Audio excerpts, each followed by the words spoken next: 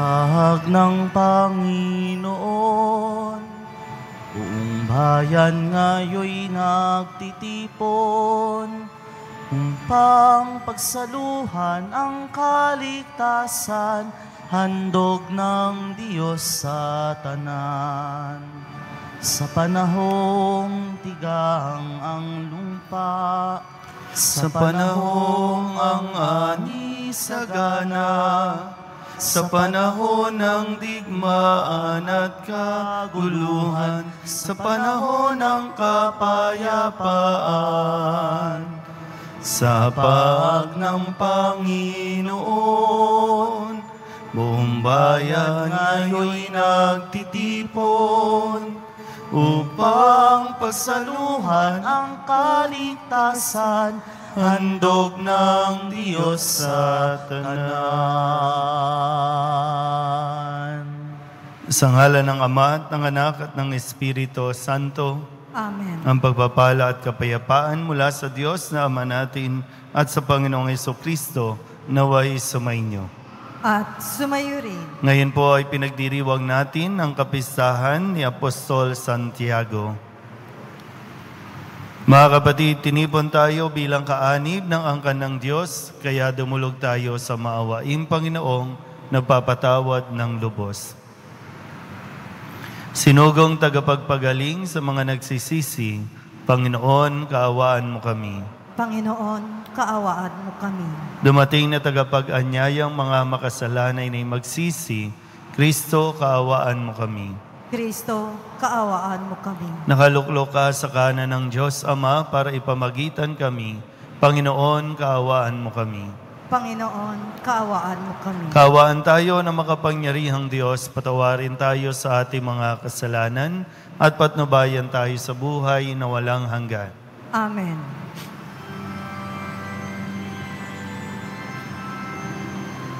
Luwalhati sa Diyos sa kaitaasan, kaloob sa lupa ay kapayapaan. Pinupuri ka at ipinagdarangal, sinasamba ka dahil sa dakila mong kalwalhatian. Panginoon naming Diyos sa rin ng langit, Amang makapangyarihan, Panginoong Jesucristo, bugtong na anak ng Diyos, Kordero ng Ama, ikaw na nag-aalis ng mga kasalanan ng sanlibutan. Tanggapin mo ang aming kahilingan, ikaw na naluluklok sa kanan ng Ama. Maawa ka sa amin, ikaw lamang ang banal, Panginoong Jesucristo, kasama ng Espiritu, sa luwalhati ng Ama. Amen. Amen. Amen. Amen. Manalangin tayo. Ama naming makapangyarihan, itinilaga mo ang unang pag-aani ng iyong mga apostol sa pagdanak ng dugo ni Santiago. Ipagkaloob mong tumibay ang iyong sambayanan sa kanyang pagpapahayag ng pananampalataya at lubusang pagkakamit ng pagdalangin niyang puspusan sa pamamagitan ni Jesucristo kasama ng Espiritu Santo magpasawalang hanggan. Amen.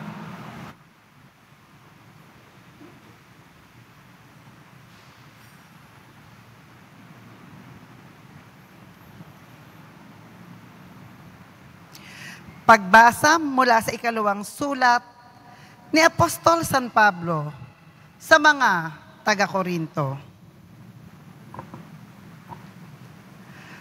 Mga kapatid, kaming pinagkalooban ng kayamanang espiritual na ito ay hamak. Kumbaga sa sisidlan ay palayok lamang upang ipakilalang ang di malilip ng kapangyarihan ay sa Diyos at hindi amin. Ginigipit kami sa kabi-kabila, ngunit di nagagapi. Kung minsay, nag-aalinlangan kami, ngunit di nawawala ng pag-asa. Pinag-uusig kami, ngunit di nawawalan ng kaibigan. Naibubuwal, ngunit di tuluyang nailulugmok. Lagi kong taglay sa aking katawan ang kamatayan ni Jesus upang sa pamamagitan ng katawang ko'y mahayag ang kanyang buhay. Kami laging nabibingit sa kamatayan alang-alang kay Kristo upang sa aming katawang may kamatayan ay mahayag ang kanyang buhay.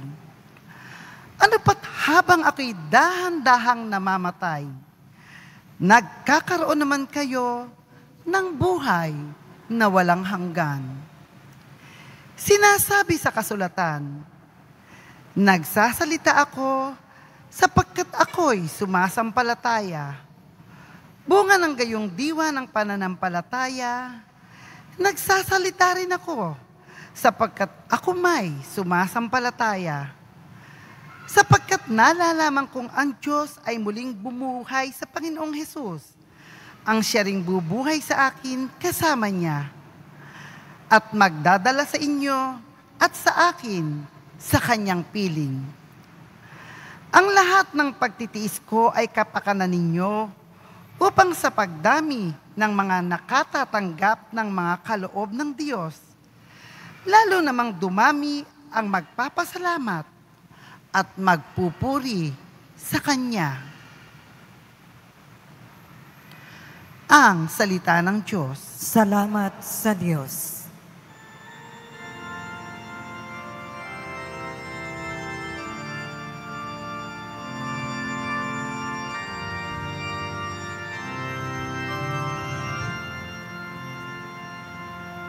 Ang nagtanim na may luha ay aaning natutuwa. Ang nagtanim na may luha ay aaning natutuwa.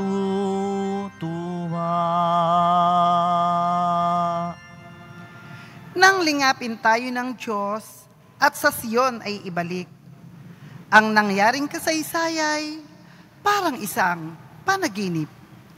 Lahat tayo ay natuwa, masasayang nagsiawit. Ang nagtanim na may luha ay aaning natutuwa.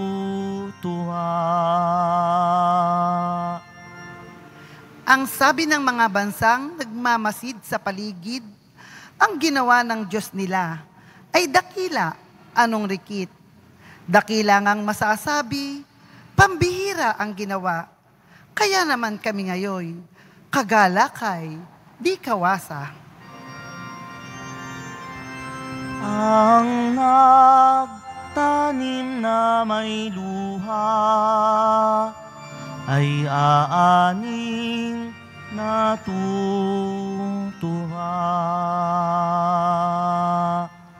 Kung paanong inuulan yaong mga tuyong batis sa sariling bayan namin, kami poon ay ibalik. Silang mga nagbubukid na nagtanim na may luha, bayaan mo na mag-aning, masasaya, natutuwa. Ang nagtanim na may luha ay aaning natutuwa.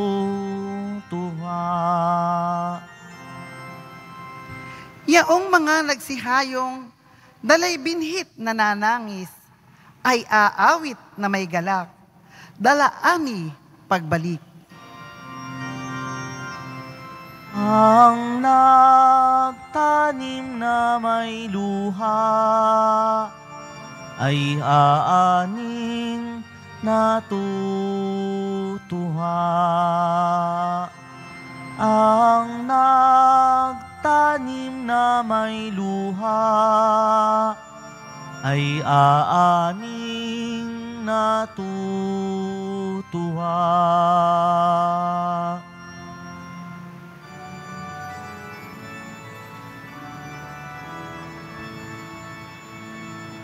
Alleluia, alleluia, alleluia, alleluia.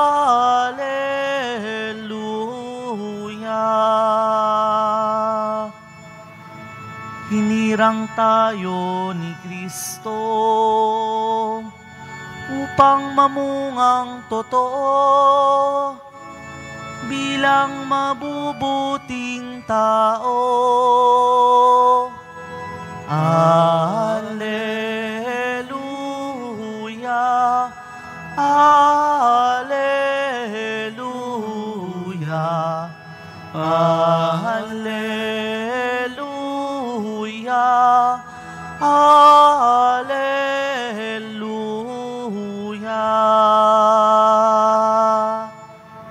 Sumainyo ang Panginoon. At sumayo rin. Ang mabuting balita ng Panginoon ayon kay San Mateo. Papuri sa iyo, Panginoon. Noong panahong iyon, lumapit kay Jesus ang asawa ni Zebedeo, kasama ang kanyang mga anak. May ibig siyang hilingin, kaya't lumuhod siya sa harapan ni Jesus. Ano ang ibig mo? Tanong ni Jesus. Sumagot siya, sana'y ipagkaloob ninyo sa dalawa kong anak na ito ang karapatan na makaupong katabi ninyo sa inyong kaharian, isa sa kanan at isa sa kaliwa. Hindi ninyo nalalaman ang inyong hinihingi, sabi ni Jesus sa kanila. Mababata ba ninyo ang hirap na babatahin ko? Opo, tugon nila. Sinabi ni Jesus, ang hirap na babatahin ko'y babatahin nga ninyo. Ngunit wala sa akin ang pagpapasya kung sino ang mauupo sa aking kanan at sa aking kaliwa. Ang mga luklukang sinabi ninyo'y para sa mga pinaghandaan ng aking Ama. Nang marinig ito ng 10 alagad, nagalit sila sa magkapatid. Kaya pinalapit sila ni Jesus at sinabi sa kanila, alam ninyo na ang mga pinuno ng mga hintil ay nagahari sa kanila at ang mga dinadakila ang siyang nasusunod. Ngunit hindi ganyan ang dapat umiral sa inyo. Sa halip, ang sino man sa inyo na ibig maging dakila ay dapat maging lingkod. At sino mang ibig maging pinuno ay dapat maging alipin ninyo, tulad ng anak ng tao na naparito, hindi upang paglingkuran, kundi upang maglingkod at ialay ang kanyang buhay upang matubos ang marami. Ang mabuting balita ng Panginoon. Pinupuri ka namin, Panginoong Hesu Kristo. Isang magandang tanghali po sa inyong lahat. Ngayon po ay kapistahan ni Apostol Santiago o Saint James sa Ingles. Na yung pangalan po, Saint James o si Santiago. Na madalas po natin na naririnig ang pangalan ni Santiago kung saan man naroon yung mahalagang pangyayari sa buhay ni Kristo. Si Santiago ay isa sa mga unang tinawag ni Kristo para maging alagad. Bagamat may mga kahinaan, pero si Santiago ang unang nakaranas ng kaluwalhatian ni Kristo during nung pagbabagong anyo o transfiguration. Si Santiago po ay madalas na naririnig bilang isa sa, top 3 na pangalan ng 12 alagad. Pero masigit na mahalaga na maintindihan natin yung natutunan ni Santiago mula kay Kristo. At ito ay tungkol po dito sa tawag na paano nga ba talaga maglingkod. Marahil, isa sa kayo po, marami dito mga magulang ang nagsimba. Ano po ba ang mga dahilan ng pagluhod ninyo sa harapan ng Poong Nazareno? Yan ba isa ba dyan sa mga dahilan ay para sa inyong mga anak o para sa inyong pamilya na nawa maging maayos ang kalagayan ng inyong mga anak?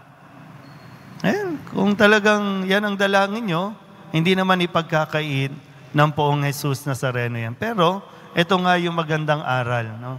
Na natutunan ni Santiago at dapat din nating matutunan.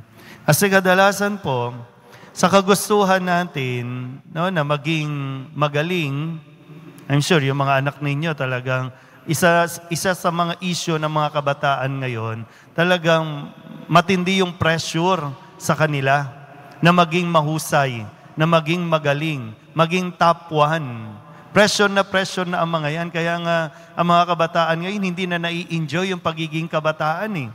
Kasi sa murang edad pa lang, talagang pinagsisiksikan na ng mga magulang, dapat maging magaling ka. Dapat maging top 1 ka.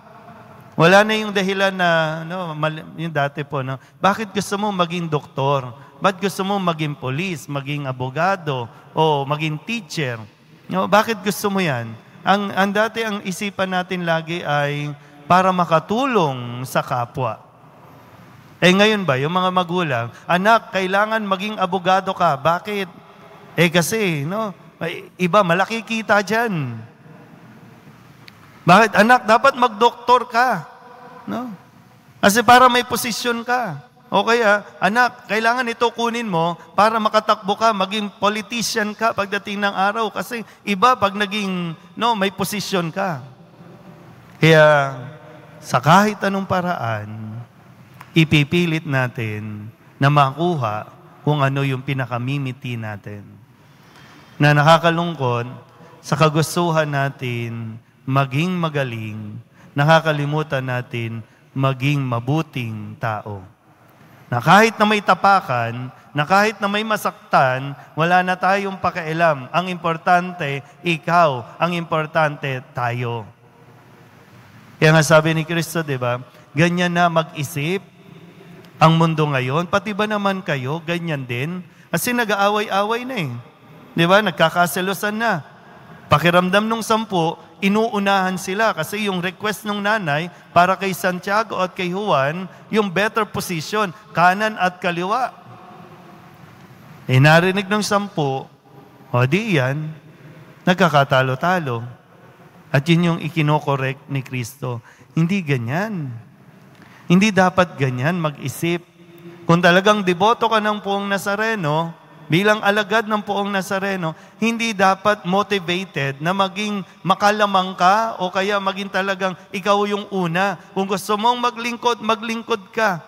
Minsan po, hindi naman kailangan ng posisyon para lamang magawa ka o makagawa ka ng mabuti. Pero isang realidad, kasi hindi lahat ng magagaling, mabubuti. Pero lahat ng mabuti, yan, magaling yan. At yun yung nakakalungkot na nakakalimutan na natin imulat sa mga kabataan ngayon. Kabataan pa lang kurakot na agad Kasi anak, sige na, pera yan, anak, pasukin mo, pera yan. Kaya kahit magsiraan, okay lang yan, anak. Pero kasi, di ba, sabi, hindi biro. Sabi nga ni Kristo, hindi biro ang inihingi ninyo. Kaya nyo ba talaga? Kasi kung talagang gusto nyo na makapasok sa kaharian ko, maglingkod kayo kung maglilingkod ka, all the more, ikaw ang magbibigay. Hindi ikaw ang kakabig. Ikaw ang magbibigay. So, sa pagbibigay din natin, nakakapaglingkod tayo. Okay, kaya lang, naglilingkod tayo para kumabig. So, anong dahilan ba talaga? Kasi malaki po ang tukso ng mundo na kailangan sikat ka, kailangan number 1 ka, kailangan top ka. Kasi yan ang tawag ng mundo. Iba ang tingin kasi sa'yo ng tao. Lalakad ka pa lang dyan, talagang babaw sa'yo ang tao. Lalo na, di ba, minsan dito sa Quiapo, lalo na pag Biyernes, marami pong namimigay dito. Kaya, pag dumarating ka, ay mga tao, sugod sa'yo, hindi na sa Nazareno. Ikaw ang hinihintay, hindi ang Nazareno. Pero bakit mo nga ginagawa? Kailangan lang malinaw eh. Yan ba talaga yung tawag ng Nazareno sa iyo o yan ang gusto mo? Kasi iba ang pakiramdam mo kapag pinapalakpakan ka, kapag pinupuri ka, iba yung pakiramdam mo eh. Yun yung gustong itama ng poong Jesus Nazareno. Lahat naman po tayo handang biyayaan at bigyan ng Diyos. Iba sa inyo, kaya nandito, may exam kayo, gusto nyo makapasa sa bar o sa board exam. Iba sa inyo, gusto nyo kasi makasampa sa barko. Gusto nyo makapag-abroad. Hindi masama yan. No? Hindi masama yan. Pero kailangan, huwag mong kalimutan. Ipinagkaloob sa iyo ng poong Nazareno yan, may kaakibat yan na responsibilidad. Na kung ibibigay sa iyo, sana wag mong makalimutan na kailangan mong maglingkod. Hindi ang paglingkuran. At wag mong hangarin na may matapakan o kaya may masagasaan, makuha mo lang kung anong pinapangarap mo. Hindi yan ang ugali ng isang deboto ng poong Nazareno. Amen?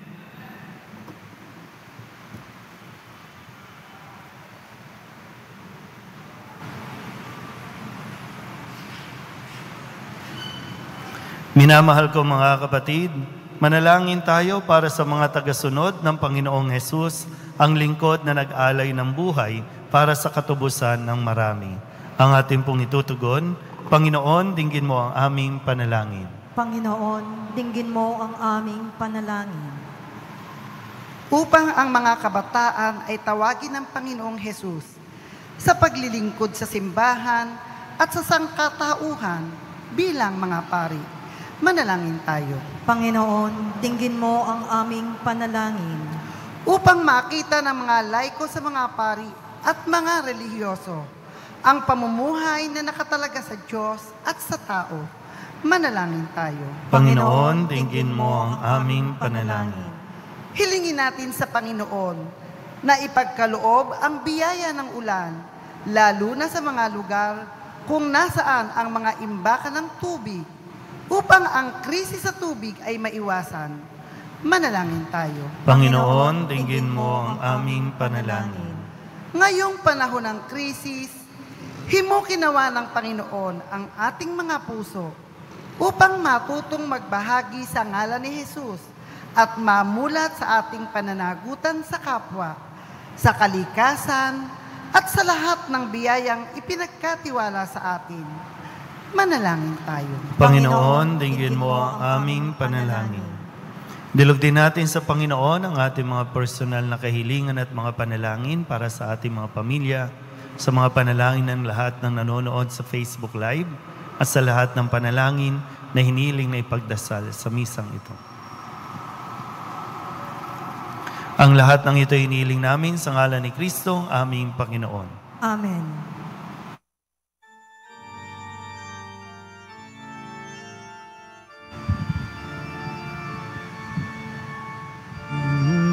O Diyos, at tanggapin mo ang alak at tinapay na handog ng pag-ibig sa gisag naming bayan mo.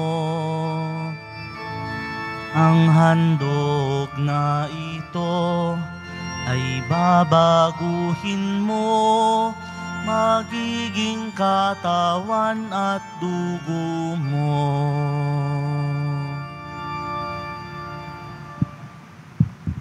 Manalangin kayo mga kapatid upang paghahain natin ay kalugdan ng Diyos amang makapangyarihan. Tanggapin nawa ng Panginoon itong paghahain sa iyong mga kamay, sa kapurihan niya at karangalan sa ating kapakinabangan at sa buong sambayanan niyang banal. Ama naming lumikha, dalisayan mo kami pakundangan sa nagliligtas na binyag ng iyong anak upang sa kapisahan ni Apostol Santiago na niloob mong unang makainom sa kanyang kalis, kami makapaghandog ng haing iyong tinatanggap na matamis sa pamamagitan ni Jesucristo kasama ng Espiritu Santo magpasawalang hanggan. Amen. Sumainyo ang Panginoon. At sumayo rin. Itaas sa Diyos ang inyong puso at diwa. Itinaas na namin sa Panginoon. Pasalamatan natin ang Panginoong ating Diyos. Marapat na siya ay pasalamatan. Ama naming makapangyarihan, tunay ngang marapat na ikaw ay aming pasalamatan sa pamamagitan ni Jesucristo na aming Panginoon. Itinatag niya ang iyong sambayanan at ang mga apostol ay salig at katuwang sa pagpapanatili ng iyong pagmamahal na di magwawakas kahit kailan. Kaming sambayanan mo dito sa daigdig ay katibayan ng pamumuhay sa langit. Kaming naririto ang tagapagpahiwatig sa pagkakaisa ng tanan sa iyong pag-ibig. Kaya kaisa ng mga anghel na nagsisiawit ng papuri sa iyo nang walang humpay sa kalangitan, kami nagbubunyi sa iyong kadakilaan.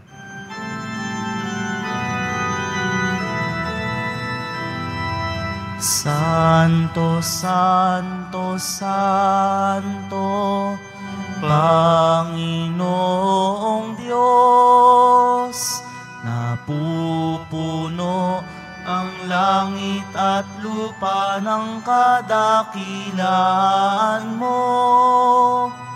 Hosana, Hosana, Hosana sa kaitaasan. Hosana, Hosana, Hosana sa kaitaasan. Pinagpala ang naparirito sa ngalan ng Panginoon. Hosana, Hosana, Hosana sa kaitaasan. Hosana, Hosana, Hosana sa kaitaasan. Ama naming banal, ikaw ang bukal ng tanang kabanalan. Kaya't sa pamamagitan ng iyong Espiritu, gawin mong banal ang mga kaloob na ito upang para sa aming maging katawan at dugo ng aming Panginoong Hesukristo. Bago niya pinagtiis ang kusang loob na maging handog, inawakan niya ang tinapay, pinasalamatan kaniya, pinaghati-hati niya iyon, iniabot sa kanyang mga alagad at sinabi, "Tanggapin ninyong lahat ito at kanin, ito ang aking katawan na ihahandog para sa inyo."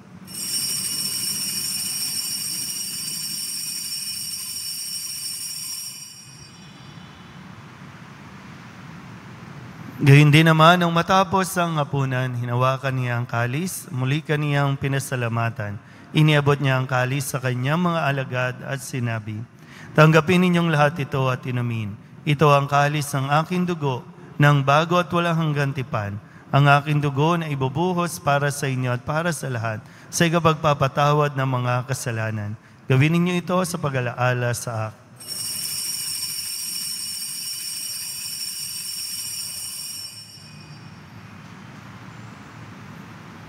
Ipagbunyi natin ang misteryo ng pananampalataya. Aming ipinahahayag na namatay ang iyong anak, nabuhay bilang Mesiyas at magbabalik sa wakas para mahayag sa lahat. Ama, ginagawa namin ngayon ang pag-alaala sa pagkamatay at muling pagkabuhay ng iyong anak, kaya tiniaalay namin sa iyo ang tinapay na nagbibigay buhay at ang kalis na nagkakaloob ng kaligtasan. Kami nagpapasalamat dahil kami iyong minarapat na tumayo sa harap mo para maglingkod sa iyo. Isinasamo namin kami magsasalo-salo sa katawan at dugo ni Kristo ay mabuklod sa pagkakaisa sa pamamagitan ng Espiritu Santo. Ama, lingapin mo ang iyong simbahang laganap sa buong daigdig. Puspusin mo kami sa pag-ibig kay San Francisco na aming Papa, ni Luis Antonio na aming Obispo at ng Tanang Kaparian. Alalahanin mo rin ang mga kapatid naming nahimlay na may pag-asang sila'y muling mabubuhay, gayon din ang lahat ng mga pumanaw. Kawaan mo sila at patuloyin sa iyong kaliwanagan. Kawaan mo at pagindapating kaming lahat na makasalo sa iyong buhay na walang wakas. kaysa ng mahal na Birheng Maria na ina ng Diyos, ng kabiyak ng puso niyang si San Jose, kaysa ng mga apostol at ng lahat ng mga banal na namuhay dito sa daigdig ng kalugod-lugod sa iyo, may pagdiwang nawa namin ang papapuri sa ikararangal mo sa pamamagitan ng iyong anak na aming Panginoong Hesukristo. Sa pamamagitan ni Kristo, kasama niya at sa Kanya, ang lahat ng parangal at papuri ay sa iyo, Diyos amang makapangyarihan, kasama ng Espiritu Santo, magpasawalang hanggan. Amen. Amen. Amen. Buong kababaang loob tayong tumawag sa ating Panginoon ng Ama namin.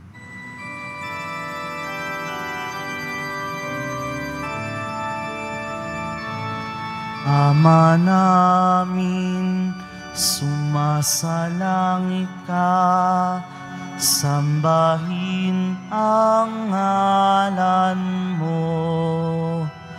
Mapasa amin ang kaharian mo, sundin ang loob mo.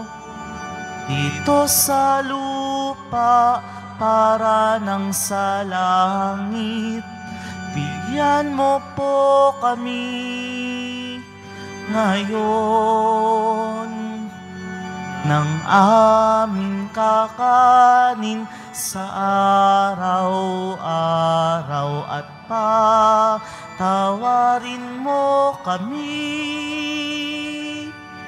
sa aming mga sala, para ng pagpapatawad namin sa nakakasala sa amin. At huwag mo kaming ipahintulot sa tukso, at iadya mo kami sa lahat ng masama.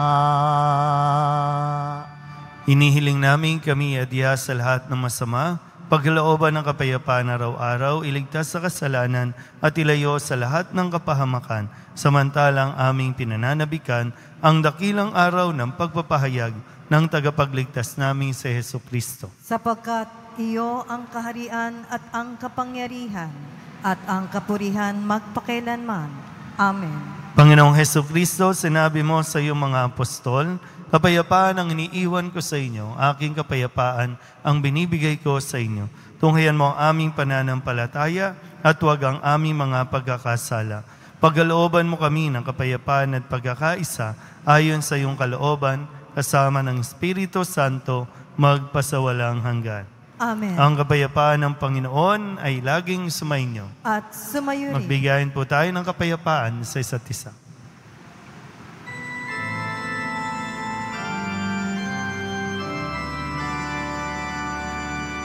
Kordero ng Diyos na nag-aalis ng mga kasalanan ng sanlibutan, maawa ka sa amin. Kordero ng Diyos na nag-aalis ng mga kasalanan ng sanlibutan, maawa ka sa amin.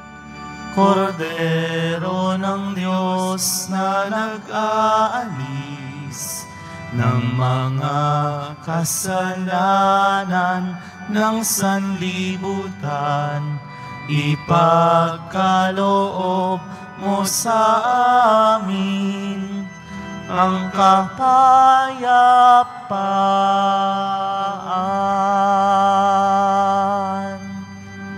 Ito ang kordero ng Diyos. Ito ang nag-aalis ng kasalanan ng sanlibutan. Mapalad ang mga inaanyayahan sa kanyang piging. Panginoon, hindi ako karapat-dapat na magpatuloy sa iyo. Ngunit sa isang salita mo lamang, ay gagaling na ako.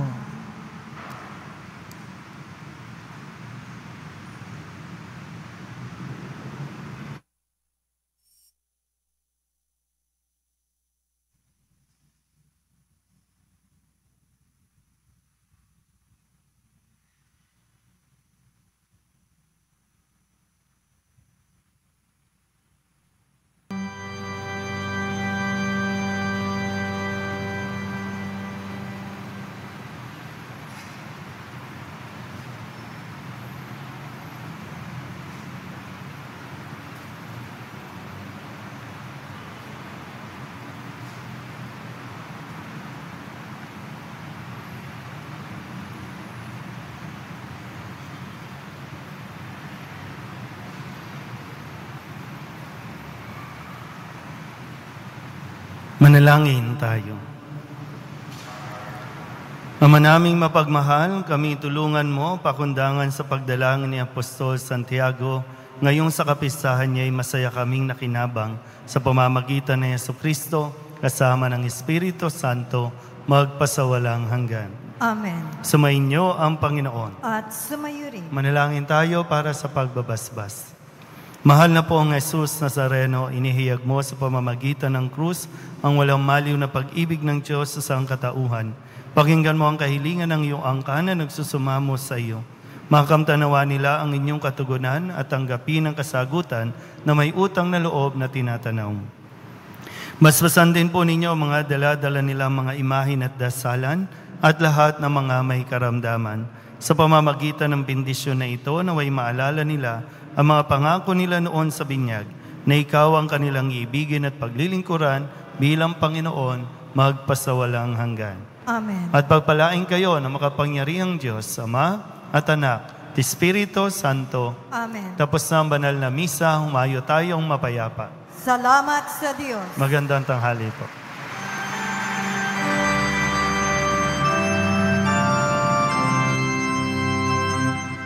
Nuestro Padre Jesús Nazareno, sinasamba ka namin, pinipintuho ka namin, aral mo ang aming buhay at kaligtasan. Nuestro Padre Jesús Nazareno, iligtas mo kami sa kasalanan. Ang krus mong kinamatayan ay sagisag ng aming kaligtasan. Nuestro Padre Jesús Nazareno, dinarangal ka namin. Nuestro Padre Jesús Nazareno, niluluwalhati ka namin. Nuestro Padre Jesús Nazareno, dinarangal ka namin. Nuestro Padre Jesús Nazareno, niluluwalhati ka namin.